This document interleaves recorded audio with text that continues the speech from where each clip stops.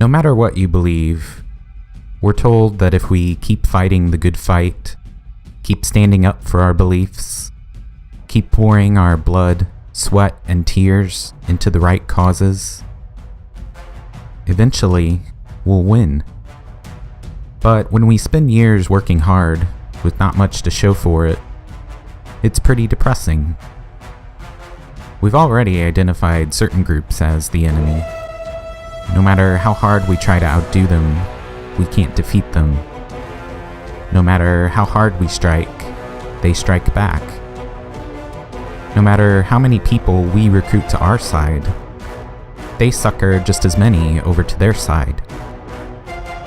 We start to regard them as a mix of lying, cheating, evil geniuses, and blundering, incompetent idiots. That's the only way we can rationalize to ourselves how so many people can work so hard for a good cause, yet we still find ourselves locked in combat with those transparently bad guys. But eventually, we don't just see those folks as our enemy.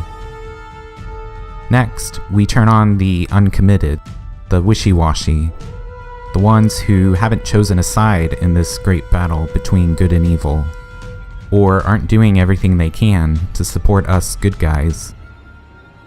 If they woke up and realized what was at stake, if they saw how clearly right we are, if they cared or worked even half as hard as we do, we wouldn't be stuck in this stalemate. By sitting out, they're letting the bad guys win.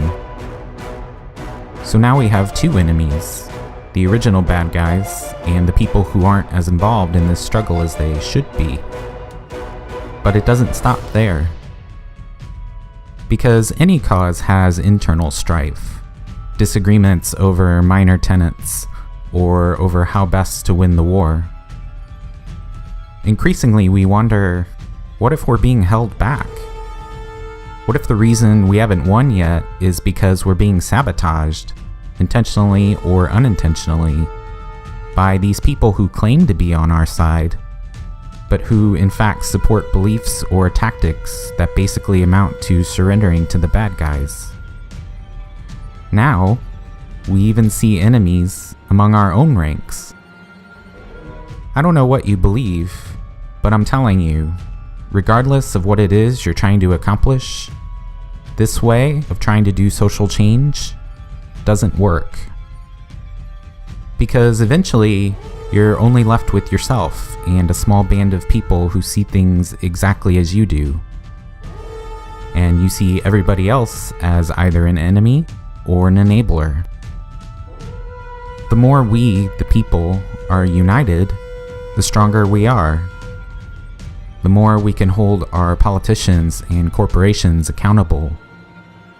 The more we can address injustice in all its forms, even if we don't always agree exactly what it is. Yet we're shackled to this two-party system which, by design, keeps us divided in half, at each other's throats instead of on the same side. If you want to know the real reason why the causes you support haven't made much progress, that's why. It's not about what we believe or how passionately we believe it. It's about defining our friends too narrowly and our enemies too broadly.